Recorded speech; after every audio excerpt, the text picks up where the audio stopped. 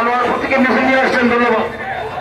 সম্মানিত হাজিরিন, একটা কথাই বলতে চাই, ছোট্ট ছোট্ট শিশু বাচ্চাদের লাশের উপরে গর্ভবতী মায়ের রক্ত ফুর্তি করতে পারে, ওই সমস্ত ইসরায়েলি জানোয়াররা কখনো মানুষ হতে পারে না।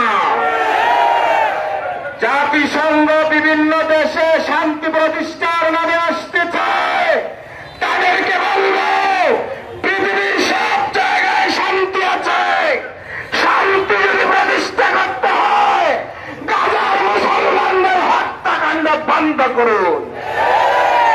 আমি এই বলে আমার বক্তব্য শেষ করছি। আল্লাহ হাফেজ।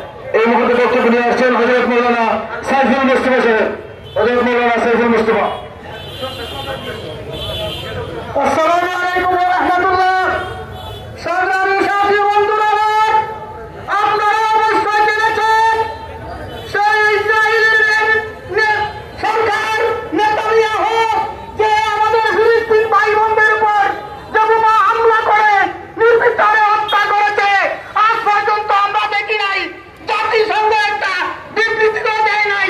সংগ্রামী সাথী বন্ধুরা, আমরা আমাদের বাংলাদেশ থেকে বাংলাদেশ সরকারকে উদাত্ত আহ্বান জানাচ্ছি, একটা বিবৃতি দিয়ে আমাদের বাংলাদেশের পক্ষ থেকে আমাদের সংহতি প্রকাশ করার জন্য উদাত্ত আহ্বান জানাচ্ছি। আসসালামু আলাইকুম। সম্মানিত অতিথিবৃন্দ, অনেকেই বক্তব্য দেওয়ার মতন রয়েছেন, সকলকে দেওয়ার সুযোগ নেই, আমরা আন্তরিকভাবে দুঃখিত। এই মুহূর্তে বক্তব্য নিয়ে আসছেন চৌধুরী বাজার কেন্দ্রীয় সুন্নি জামে মসজিদের সম্মানিত খতিব হযরত মাওলানা মুফতি আব্দুল মজিদ ফিরসুনি সাহেব। আসসালামু আলাইকুম। সংগ্রামী সাথী ও বন্ধুরা, বিশ্ব তাক করে তাকিয়ে দেখতেছেন মুসলমানদের রক্ত নিয়ে কিভাবে খেলা চলতেছে। আমাদের পার্শ্ববর্তী দেশ ইন্ডিয়াতে মসজিদ পুরে ছাই করে দিচ্ছে, মুসলমানদের বাড়িঘর ধ্বংস করে দিচ্ছে আগুন লাগিয়ে। সারা বিশ্ব কাফিররা এক হয়ে আজকে মুসলিম নিধন নামে একটি চক্র তৈরি করে তারা ফিলিস্তিনের একটি পবিত্র ভূখণ্ডের মধ্যে বারবার তারা অস্ত্রের হানা দিচ্ছে, মুসলমানদেরকে নির্মমভাবে হত্যা চালিয়ে যাচ্ছে।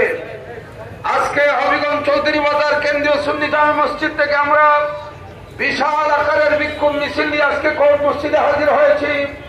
সংগ্রামী সাথী ও বন্ধুরা, প্রতিবাদের ভাষা ভিন্নতা রয়েছে। আজকে হবিগঞ্জ থেকে প্রতিবাদের কয়েকটি আইটেম আপনাদের সামনে তুলে ধরব।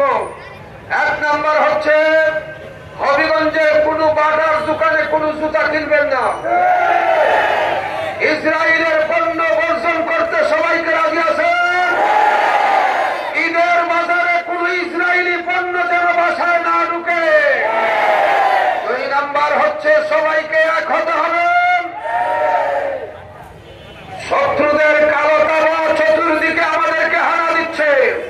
আজকে বাংলাদেশের মুসলমান অসুস্থ না, যে কোনো মুহূর্তে আমাদের উপরে আগ্রাসী আক্রমণ চালিয়ে দিতে পারে।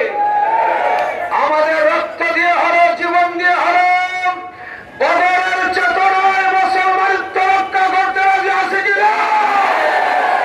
ফিলিস্তিনের মুসলমানদেরকে নিয়ে খেলা চলতেছে।